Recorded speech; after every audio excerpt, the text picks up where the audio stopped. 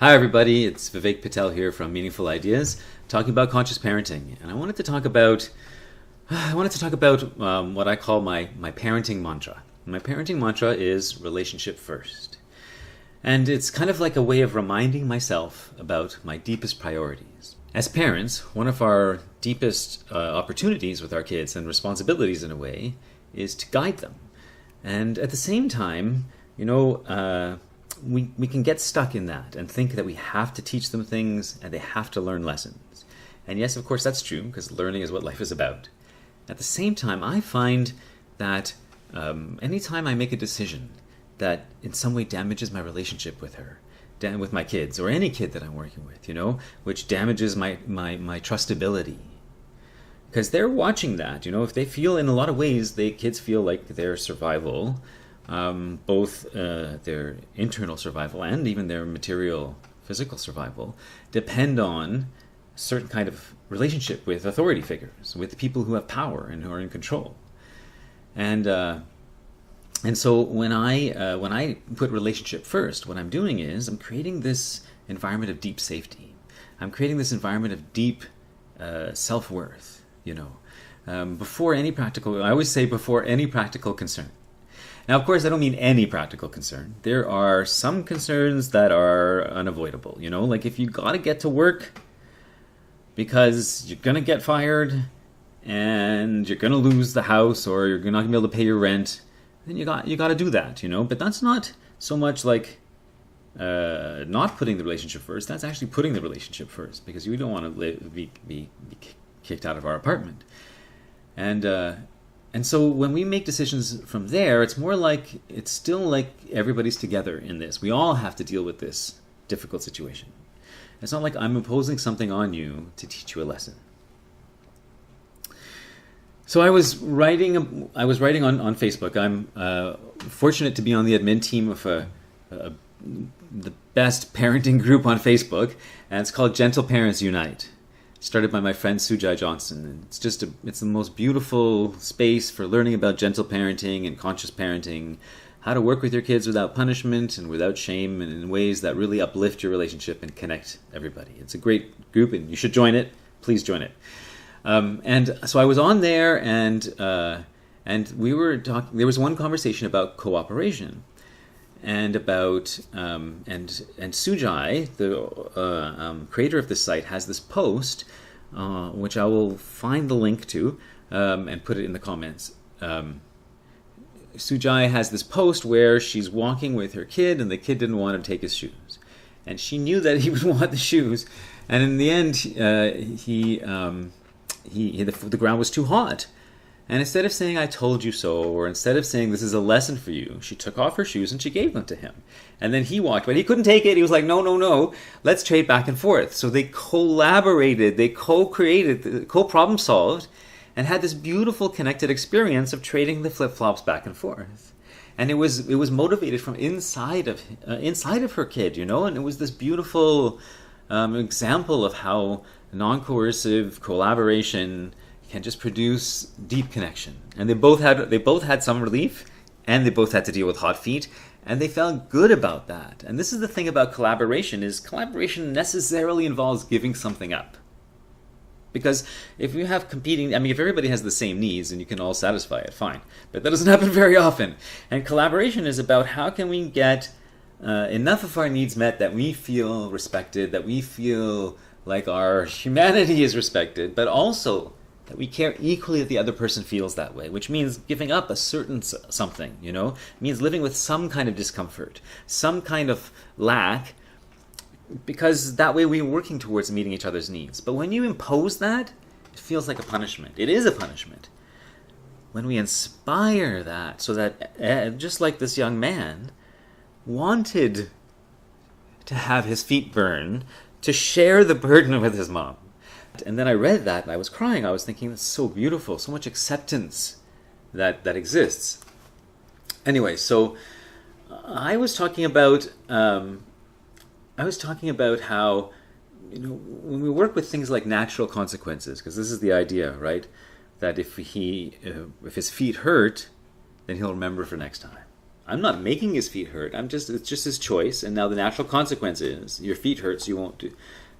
It doesn't feel connecting and compassionate to me. So as I'm talking about all this, I remembered this. I had this memory suddenly come to me from when I was a kid, like maybe 8 or something like that. And I remember my dad was going to go to the pharmacy, and he said, "Hey, Vivek, why don't you come along with me?" And he really kind of wanted me to come with him, and I wanted to go with him, but I didn't completely trust in his love, is the fact of the matter. And I kind of wanted to push him a little bit, so I said, "No, I don't want to go." And he said, "Please, Vivek, please come with me." I remember this moment so clearly. And I'm like, and something in me just hardened a little bit, but also hopefully hardened, is he going to see past my defense? I wanted him to see past my defense, and I said, "No, I don't want to go." He said, and a third time he said, "Come on, Vivek, I really want your company." And I said, "No, I'm not coming." It wasn't like I was just chill and I'm saying, "No, I'm just going to play, I'm fine." It wasn't like that. It was, "No, I'm not coming." I was testing, I was pushing. So after he asked me 3 times, with real kind of pleading for me to join in, he said, "Okay, I'll take your sister." It seemed like the only option to him. I was being inflexible. I don't think there was any malice in it. And then I started to cry. "No, no, no, I want to come." And he said no. And I guess, it was some kind of lesson about wanting to, teach me not to manipulate or not to cry wolf, or maybe something about stand by my agreements. I heard somebody talking about standing by agreements recently, and it's so on the surface, It's not the heart. My heart was breaking at that moment. Really, my heart was breaking because I didn't feel loved. I didn't feel worthy of love. And the lesson that he wanted to teach me, whatever it was, this lack of worth was deeply cemented. And I always kind of remembered this story. But on this post, one person asked me, "Vivek, what did you want from your dad instead?" And I had never really thought about it, Even though I've spent my lifetime doing that for my daughter, from my core, trying to give her the opposite experience in every interaction. That's why relationship first is my mantra, right? Relationship first, Vivek. If you have any question of what to do, relationship first. What's going to preserve the trust? What's going to preserve the knowledge of my acceptance and love? Anyway, that's what I wanted from my dad. What I wanted from him was to stop everything, to sit down with me and hold me and say, "Little Vivek," I say little Vivek because I'm trying to do it to myself. "Little Vivek, I see you. I see you're struggling, and I want to be here for you. Now I'm not going to go to the pharmacy until we figure this out, because I care about your happiness. I care about your well-being. I care about your heart more than anything else. Let's sit down and work this out. What's happening for you? I love you so much." And I wanted him to hold me and to tell me that even if he just had to go to the pharmacy tomorrow instead, he would wait. Sure, if it's a prescription and my sister has a fever, that's different, but it's a different scenario. That's not what this scenario was. And I mention that because we often jump to a more extreme scenario to excuse the behavior. No, it's not that. I'm not talking about those times. If you got to get medicine for the fever, go get medicine for the fever. The kid will survive. This is not what I'm talking about. Because I knew the difference. At 8, I knew the difference. Or 5, or however old I was, I knew the difference. I knew the difference between avoidable pain and unavoidable pain. Kids know that. They sense that. That's one of the things I try and share with parents, is recognizing that when there's avoidable pain, and we are complicit in or active in the administration of this avoidable pain, the kids can feel it. They feel that choice. They feel it, and they respond by protecting themselves from us. Now, if we have to inflict unavoidable pain, that's different. They sense that. They sense our own reluctance, true reluctance. Like, if there was any way I could avoid this, I would, but I can't. And we're all holding this life situation together. And that's a beautiful thing, actually, even in the struggle. we're connected. You know, most of our lives we have been living paycheck to paycheck, on the verge of not being able to pay our debts and our rent, and haven't been able to supply a lot of material things for our kid, and vacations and all that kind of stuff, and yet there's like, it hasn't been something that's pulled us apart. You know, as a family, our unity has been about the relationship. You know, that, and we hold the grief of that together. You know, it's not like any kind of coercive, we have to teach you about money kind of thing. We're all together in it. I know what I wanted to say. My dad. So I end up crying, right? So I'm like writing my response to this question, what would I want my dad to do? And I start weeping and realizing that the wound is much deeper than I realized. You know, this wound of feeling unworthy of love and having it really, really clearly confirmed. Now I know it's asking a lot of the adult logic mind to have done that when he asked me so sincerely 3 times. Like, that's gotta be enough. You know, like it makes sense. And he's saying, no, I'm not going to argue with him. I'm going to go. But there's this way of tuning in to the heart of a person that's more than just looking at the behavior and what's the acceptability of the behavior, you know? And this is what kids need from us, really. Because most of the time when kids do this, it's a shield that they want us to break through, you know. I mean, sometimes kids need time to themselves. That's not what I'm talking about. That's when they're going in and processing their own stuff. It's different than them protecting themselves from us. And this is what I'm talking about, right? That moment, something broke in me and I knew I had to protect myself. I knew I had to protect myself from being too vulnerable like that, and hoping that he would see me, hoping that he would stop everything and say, my son is suffering. This is everything to me at this moment, you know? I wanted that. I wanted to believe I was worth that. So now I try and do that. I remember that feeling, and I remember, like today, crying for that. I'm like, I'm trying to do that for myself now. So I went back to little Vivek, and I went back to that moment. And in my mind, I imagined giving myself that exact talk and that exact hug. And of course I cried more. And, you know, I'm 50 and I've just turned 50 recently. And I spent decades reclaiming my ability to cry. Thank goodness. Because when something like that comes up, I could feel the energy of a little Vivek all in me, so powerful, you know, and how many of my decisions has that pain affected?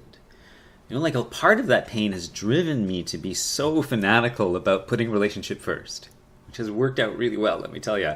And every parent who tries it, and it's hard at first because we come up against our own past and control issues and our own lack of being received this way and trusted this way, and seen beneath the surface of our behavior. You know, we don't have that experience so much. And so be able to offer the thing that we didn't have is hard. I know that. And it's worth the work. It's worth the mistakes and learning from the mistakes and doing it again. It's worth it. Because putting relationship first lets the kid know that you're there for them in the deepest of mistakes, in the deepest of hard times. You know? When things are illogical and make no sense. When you've been asked 3 times, really sincerely, and you keep saying no, that it's, you know, it's beyond reason. It's beyond reason. I call it the unreasonable yes. One of my challenges is always to try and say an unreasonable yes on a regular basis, something that hurts to say yes, because there's our own shield, right, that we have to penetrate in order to let that free connection, that free acceptance and seeing out. I wonder if you can remember a time in your past, in your childhood, where you felt this desire, this need, this ache, you know, and it wasn't seen, and it wasn't respected, and there was no effort to fulfill it. In fact, often the opposite. It's seen as a problem. You know, How often did you feel that as a kid? Me, a lot. And and so I want to encourage you to try thinking about relationship first as your priority.